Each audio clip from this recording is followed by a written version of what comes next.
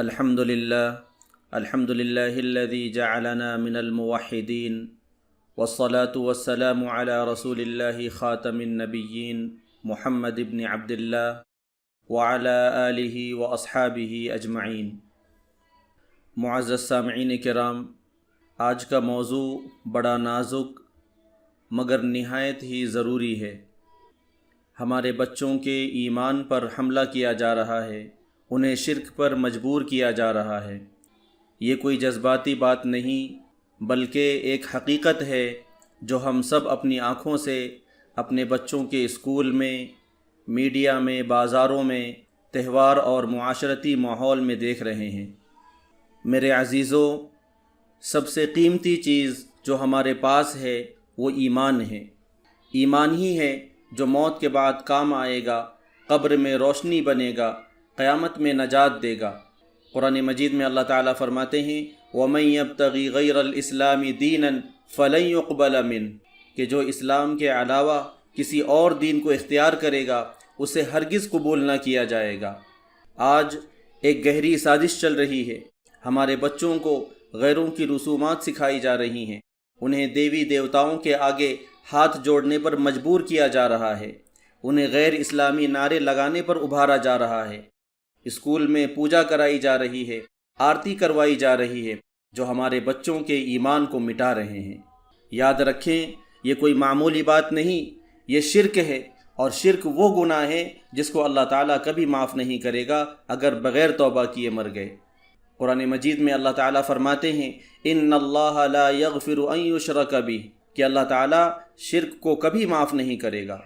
نبی کریم صلی اللہ علیہ وسلم نے فرمایا من مات یشرک باللہ شیئا دخل النار کہ جو شخص اللہ کے ساتھ شرک کرتے ہوئے مرے گا وہ جہنم میں جائے گا۔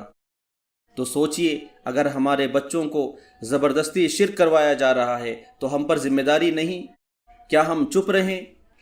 معزز سامعین کرام، آپ کے بچے آپ کی امانت ہیں، آپ کا فرض ہے کہ ان کو توحید سکھائیں، انہیں شرک سے بچائیں، انہیں ہر صبح قرآن پڑھائیں اور ہر شام کلمہ یاد دلائیں۔ اسکول میں اگر زبردستی کرائی جاتی ہے تو احتجاج کریں، خط لکھیں، شکایت کریں، متبادل اسکول دیکھیں، لیکن ایمان کا سودا نہ کریں۔ بعض لوگ کہتے ہیں ارے بچوں کو کیا پتہ، یہ تو بس کلچر ہے، تہذیب ہے، تہوار ہے۔ یاد رکھو، یہ کلچر کا نام لے کر بچوں سے شرک کرایا جا رہا ہے۔